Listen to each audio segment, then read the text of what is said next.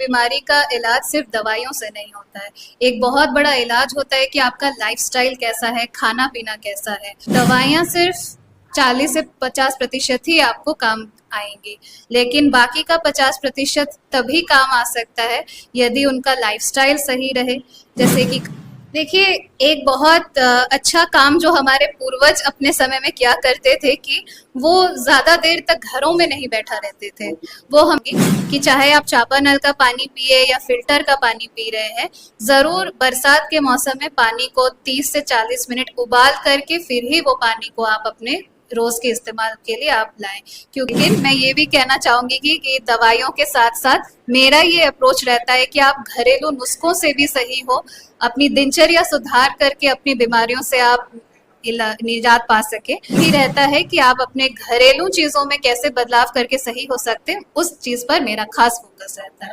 ये बस कलकत्ता, दिल्ली, पटना मिल रहा है, वो आपको पीरपैंती में अगर करवाना चाहते हैं तो पता नोट कीजिए, गोवर्धन मेडिकल, सिरमारी चौक, पीरपैंती में। जी हाँ, नमस्कार, मैं सौरभ कुमार और आप हमारे साथ जुड़ चुके हैं। फिलहाल हमारी उपस्थिति जो है भागलपुर के पीरपैंती में है। आपको मैं बता दूं कि बारिश का मौसम है, लगातार दियारा क्षेत्र, चूंकि पीरपैंती जो है दियारा क्षेत्र है और यहाँ पे अक्सर बाढ़ की समस्याएं होती है, और जहाँ बाढ़ की समस्याएं होती है वहाँ पे पीने का पानी, बहुत सारी परेशानियां हो जाती है, दस्त हो, उल्टी हो, शारीरिक समस्या बहुत सारी उत्पन्न होती है। ऐसे में जो है लोग एक बेहतर चिकित्सक की तलाश करते हैं। हमारे साथ एक वैसी ही चिकित्सा डॉक्टर मधुरा मोइत्रे जी हैं, इनसे मिलेंगे और उनके बारे में जानेंगे। तो फिलहाल मैडम, आपसे हम आपका परिचय जानना चाहेंगे और बहुत बहुत स्वागत है हमारे शो। नमस्ते, मेरा नाम डॉक्टर मधुरा मोइत्रा है और मैं यहाँ पे पीरपैंती में 21 जुलाई से चेंबर यहाँ पे कर रही हूँ। तो अभी मुझे कुछ ही वक्त हुआ है, लेकिन यहाँ जो एक बहुत इम्पॉर्टेंट जो मैंने नोटिस किया है कि लोगों को जो है अपनी बीमारियों के बारे में ज़्यादा नॉलेज नहीं रहता है। कि जैसे अगर किसी को शुगर की बीमारी है लेकिन कोई लक्षण नहीं हो रहा है, तो वो उस चीज़ को समझते नहीं है कि क्या उसके बावजूद भी उन्हें डॉक्टर के पास जाना चाहिए कि नहीं। तो यही सब चीज़ों को और स्पेसिफिकली और क्लियरली पेशेंट्स को समझाने के लिए और एक तरह से हेल्थ अवेयरनेस बढ़ाने के लिए मैं यहाँ पे ये चेंबर करने की एक छोटी सी कोशिश कर रही हूँ। मैडम, आप हमारे क्षेत्र में, इसके लिए बहुत बहुत आभार है आपका। पर जनरल देखा जाता है कि एक समस्या शुगर की समस्या होती है, बीपी की समस्या होती है, हार्ट की समस्या होती है। क्योंकि पहले होता था कि वो बच्चों में, बूढ़े में होता था, पर ये समस्या जो है लगातार नौजवान जो है वो ग्रसित होते रहे हैं इससे। और कहीं ना कहीं अगर भागलपुर जाते हैं, पटना जाते हैं, या नज़दीकी रांची जाते हैं, कोलकाता जाते हैं, बर्धमान जाते हैं बेहतर चिकित्सा के लिए, चूंकि कहीं ना कहीं इस क्षेत्र में, पीरपैंती क्षेत्र में ऐसी चिकित्सा का अभाव है। तो उनके लिए क्या कुछ उपलब्धि है, चूंकि आप यहाँ पे आए हुए हैं लोगों को सेवा के लिए, तो वो कैसे पता करें? और जो गरीब परिवार हैं वो लाखों लाख खर्च करके आते हैं, फिर भी उन बीमारी का जो है ना इलाज नहीं मिल पाता है, तो उनके लिए क्या कुछ कहना चाहिए? सबसे पहले जैसे आपने बोला कि आजकल शुगर और हाई ब्लड प्रेशर की बीमारी यंग लोगों में भी बहुत होने लगी है, तो ये मैं कहना चाहूँगी कि हर बीमारी का इलाज सिर्फ दवाइयों से नहीं होता है। एक बहुत बड़ा इलाज होता है कि आपका लाइफस्टाइल कैसा है, खाना पीना कैसा है। और जैसे जो बहुत पुराने पेशेंट्स हैं जो कि सालों साल इन बीमारियों से जूझ रहे हैं, लेकिन वो फ़ायदा उनको नहीं मिल पाता है, तो ऐसे में उनके लिए भी ये बहुत ज़रूरी है जानना कि दवाइयाँ सिर्फ 40 से 50% ही आपको काम आएंगी, लेकिन बाकी का 50% तभी काम आ सकता है यदि उनका लाइफस्टाइल सही रहे। जैसे कि खाने पीने में खास ध्यान दिया जाए। एक बहुत गलत फहमी होती है लोगों को कि शुगर है तो मतलब खाना कम कर देना चाहिए या बिल्कुल चावल रोक दो, मिठाई रोक दो, उससे शुगर कंट्रोल हो जाता है। पर वो नॉलेज ही गलत है, क्योंकि हम जो भी खाते हैं उससे इवेंचुअली शुगर ही निकलता है बॉडी में। लेकिन पेशेंट्स को ये ज्ञान होना चाहिए कि घरेलू हर तरह के खाने में कौन से खानों को ज़्यादा मात्रा में खाएं जिससे कि शुगर कंट्रोल में रहे, और जो अपनी पसंद की भी चीज़ें हैं, चाहे मिठाई ही क्यों ना हो, उसको भी कंट्रोल्ड मात्रा में खाते हुए कैसे इस बीमारी से हम बच सकते हैं। और एक बहुत इम्पॉर्टेंट चीज़ है जो कि पेशेंट्स जनरली करने से वो चूक जाते हैं, वो है एक्सरसाइजिंग।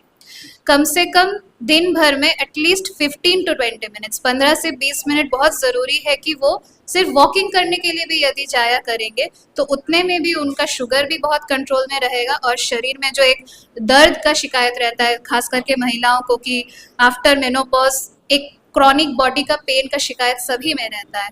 तो हमारा टेंडेंसी होता है कि पेन हो रहा है तो घर में बैठ जाओ, लेकिन हमारा कोशिश ये होना चाहिए कि कुछ दवाइयों की मदद से पेन को कंट्रोल करके फिर रेगुलर बेस पे एक्सरसाइज ज़रूर वो करें।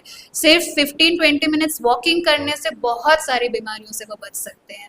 चलिए, मैडम का कहना है कि अगर आपका दिनचर्या सही है, चूंकि बहुत सारी बीमारियों का कारण जो है आपका दिनचर्या, आपका रहन सहन है, आपका खान पान है। मैडम, एक उम्र के बाद जो है खासकर वृद्ध में देखा गया है कि दर्द होता है, जैसे पैर में दर्द हो गया और एल्बो में दर्द होता है, तो ये बहुत जो है ना गंभीर बीमारी है और खासकर हमारे पीरपैंती क्षेत्र में बहुत वृद्ध को ऐसा हुआ, तो उसके लिए क्या समाधान होना चाहिए, क्या रहन सहन होना चाहिए? देखिए, एक बहुत अच्छा काम जो हमारे पूर्वज अपने समय में किया करते थे कि वो ज़्यादा देर तक घरों में नहीं बैठा रहते थे। वो हमेशा कुछ ना कुछ होता था तो वो घर से बाहर ज़रूर निकलते थे। लेकिन आज का लाइफस्टाइल हो गया है कि चाहे बच्चा हो या बूढ़ा हो, वो ज़्यादा समय घर से निकलता नहीं है। आधे से ज़्यादा समय उसका घर में ही बीत जाता है। तो इसीलिए जिनको बहुत क्रॉनिक बॉडी पेन का शिकायत रहता है, उनको ज़रूर ये कोशिश करनी चाहिए कि एटलीस्ट सवेरे 7 बजे से 8 बजे जो धूप होती है, उस धूप में वो निकले, थोड़ा एक्सरसाइज करने जाए, या अगर वो भी नहीं करने का दिल करे तो कम से कम वो एक चेयर लगा करके धूप सेकने के लिए बैठ जाए। वो सवेरे का जो 7 से 8 बजे या 9 बजे तक का भी जो धूप रहता है वो बहुत अच्छा रहता है हड्डियों के मजबूती के लिए, मांसपेशियों में ताकत के लिए। तो मेरा इतना ज़रूर सजेशन रहेगा सभी उम्र के लोगों को कि 7 से 8 बजे ज़रूर आप कोशिश करिए कि धूप में निकलें, कुछ देर धूप में बैठें या थोड़ा एक्सरसाइज कर लें। तो उससे आप देखिएगा कि दवाइयों के साथ साथ उस एक बदलाव से भी आपको बहुत बेनिफिट मिलेगा। लास्ट और अंतिम सवाल रहेगा मैडम कि चूंकि बारिश का मौसम है, छोटे जो बच्चे हैं उनका रहन सहन किस प्रकार है? देखिए, ये बहुत ज़रूरी है कि खाने पीने पर खास ध्यान दिया जाए, साफ सफाई पर बहुत ध्यान देना चाहिए। यहाँ पर एक चीज़ मैंने नोटिस किया है कि लोग घरों में ज़्यादातर चापा नल का पानी पीते हैं, तो और वो भी ऐसा होता है कि वो डायरेक्ट ही उसको इस्तेमाल करते हैं। तो ऐसे में ये नॉलेज ज़रूर मैं देना चाहूँगी कि चाहे आप चापा नल का पानी पिए या फिल्टर का पानी पी रहे हैं, ज़रूर बरसात के मौसम में पानी को 30 से 40 मिनट उबाल करके फिर ही वो पानी को आप अपने रोज़ के इस्तेमाल के लिए आप लाएं, क्योंकि पानी से बहुत सारी बीमारियां फैलती हैं, जैसे टाइफॉइड या लूज मोशंस वगैरह जो होता है, तो वो गंदा पानी से हो जाता है। तो और अपने आसपास भी पानी को बिल्कुल जमने ना दे ताकि डेंगू के मच्छर वहाँ पे पनपने का मौका ना मिले उन्हें। तो इसलिए अपने घर के आसपास पानी को बिल्कुल जमने ना दे, और जो खाने पीने का पानी यूज़ होता है उसको कम से कम 30 मिनट उबाल करके अच्छी तरह से साफ सुथरा करके ही फिर वो पानी पिया जाए। चलिए, बहुत बहुत धन्यवाद। और अगर आप किसी बीमारी से पीड़ित हैं, जी हाँ, तो आपके ही क्षेत्र में, आपके शहर में बेहतर इलाज उपलब्ध है। आपको मैं पता बता देता हूँ, गोवर्धन मेडिकल सिरमारी चौक समीप पीरपैंती, सिरमारी चौक पीरपैंती में है। जी हाँ मैडम, बहुत सारे लोग हैं जो अगर आपसे आपके यहाँ आए इलाज के लिए तो किस किस दिन बैठते हैं? चूंकि एक रहता है शेड्यूल रहता है बहुत सारे डॉक्टरों का, तो किस किस दिन यहाँ आप यहाँ अवेलेबल हैं? मैं यहाँ पे सोमवार और शुक्रवार को सवेरे 10 बजे से दोपहर 2 बजे तक अवेलेबल हूँ। अच्छा, अंतिम रूप से लोगों को क्या संदेश देना चाहिए अपनी तरफ से?